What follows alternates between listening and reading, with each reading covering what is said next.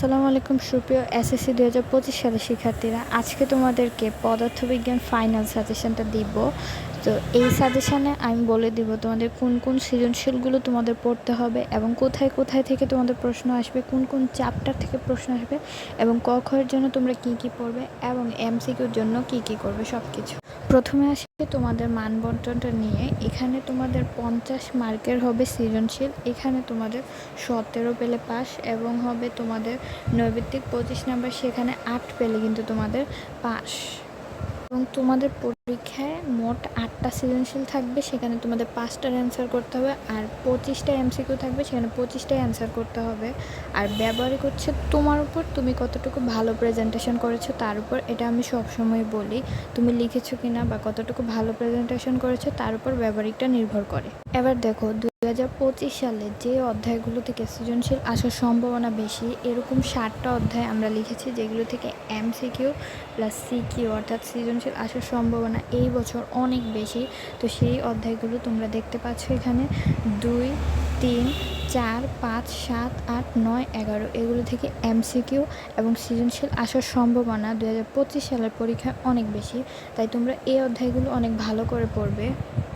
তোমরা চাইলে অনলাইনেও ক্লাস করতে পারো, অনেক ভালো ভালো টিচারের অনেক ক্লাস আছে, ফ্রি ক্লাসও আছে, আবার পেইড কোর্সও আছে, তোমরা চাইলে যে কোনো একটা করতে পারো।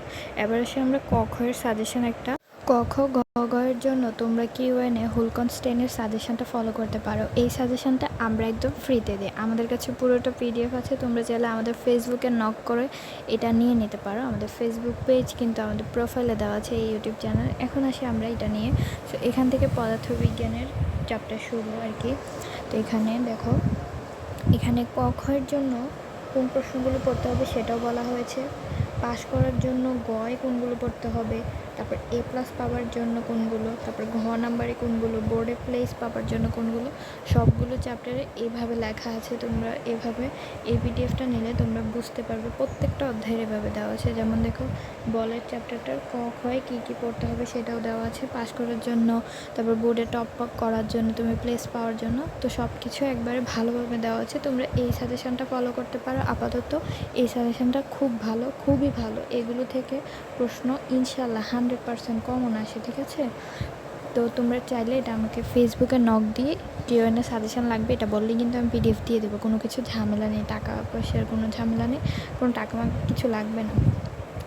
এটা ছিল তোমাদের পদার্থবিজ্ঞান সাজেশন। আর আমি যে চ্যাপ্টারগুলো বলেছি ওইগুলো তোমরা অনেক ভালোভাবে পড়বে, ওইগুলো থেকে সৃজনশীল আসার সম্ভাবনা এই বছর অনেক বেশি।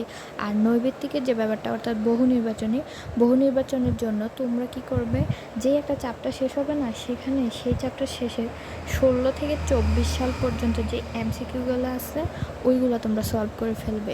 এমসিকিউ বইয়ে দাগিয়ে পড়বে না, তোমরা কি করবে, আগে বই একটা চ্যাপ্টার শেষ করবে, তারপর বইয়ের যে অনুশীলনী এমসিকিউ আছে ওইগুলো শেষ করবে, তারপরে গিয়ে 16 থেকে 24 সাল পর্যন্ত এগুলো বুঝে অথবা এমসিকিউর কিন্তু অনেক ক্লাস হয়, লাইভ ক্লাস হয় অনেক ইউটিউব চ্যানেল বা ফেসবুক পেজেও, তোমরা সেগুলো করতে পারো, ওগুলো তোমাদের উপকারে আসবে। আশা করি বুঝতে পেরেছো। আর তোমাদের ফ্রেন্ডদের মাঝে ভিডিওটা শেয়ার করে দেবে যাতে ফ্রেন্ডরা উপকৃত হয়, ঠিক আছে?